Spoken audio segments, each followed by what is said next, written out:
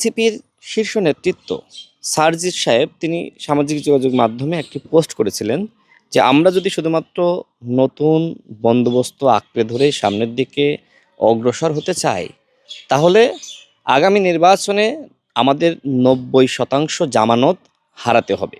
এই কারণে তিনি পরামর্শ দিয়েছেন যে অর্ধেক নতুন অর্ধেক পুরাতন বন্দোবস্ত আঁকড়ে ধরে আমাদের আগামী ইলেকশনে ভোট বিপ্লব করতে হবে।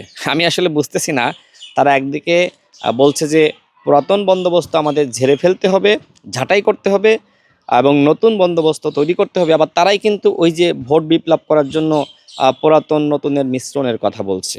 তো যা খালি নাই, এনসিপির একজন নেতার পোস্টার, ফেস্টুন, বড় বড় বিলবোর্ড লক্ষ্য করা যাচ্ছে।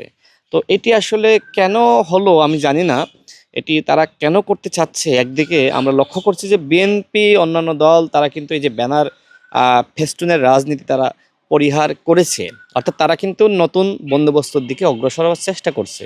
আবার যারা নতুন বন্দোবস্তের কথা বলছে তারা আবার ওই সার্জিসের কথা মতন তারা কিন্তু 50% পুরাতন বন্দোবস্ত, বিলবোর্ড, ফেস্টুন এবং পোস্টারিংয়ের রাজনীতি তারা কিন্তু শুরু করেছে এবং পুরো শহর দেখেন এক ধরনের নোংরা আবর্জনা, চারিদিকে মনে হচ্ছে মানুষ বিরক্ত হওয়ার মতো অবস্থা। আমাকে অনেকে জানিয়েছে যে সেই আওয়ামী লীগের আমলের ব্যানার ফেস্টুনের রাজনীতি এনসিপি আবার ফিরিয়ে এনেছে। তো এইটা তো আসলে নতুন রাজনৈতিক বন্দোবস্ত না।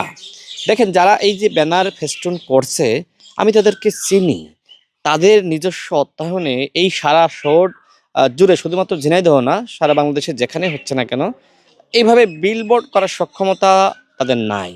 এখন তারা কিন্তু জবাবদিহিতা এবং স্বচ্ছতার কথা বলছে। তারা এর আগে আপনার একটি 5 স্টার হোটেলে ইফতার প্রোগ্রাম করেছে, যেখানে কিন্তু বিএনপির মতো বড় দল তারাও কিন্তু করে নাই বা আমাদের করার সক্ষমতা নাই। আমরা নতুন রাজনৈতিক, নতুন বলতে আমরা 2021 সালে আমাদের দল গঠন করেছি, 18 সাল থেকে সংগ্রাম করছি। তো তারা নতুন নতুন চমক দেখাচ্ছে। একদিকে 5 স্টার হোটেলে তারা ইফতার করছে, অন্যদিকে আবার তারা কি করছে, যখন সমালোচনা হচ্ছে তারা আবার ভ্যান গাড়িতে গণসংযোগ করছে। যখন 100 হায়েস্ট নিয়ে একজন নেতা গণসংযোগ করে ব্যাপকভাবে সমালোচনার শিকার হয়েছেন এবং তাদের নেতারাই কিন্তু সমালোচনা করেছে, ডাক্তার যারা তিনি নিজেই করেছিলেন। এরপরে আরেকজন নেতা ভ্যান নিয়ে শোডাউন করেছে, মানে দেখাতে চেয়েছে যে আসলেই এটাই নতুন বন্দোবস্ত বা আমাদের আর্থিক সমস্যা আছে। কিন্তু সারা দেশে যে বিলবোর্ড লাগাচ্ছে এগুলো কি আসলে এনসিপির শীর্ষ নেতৃত্ব তারা কি জানে না?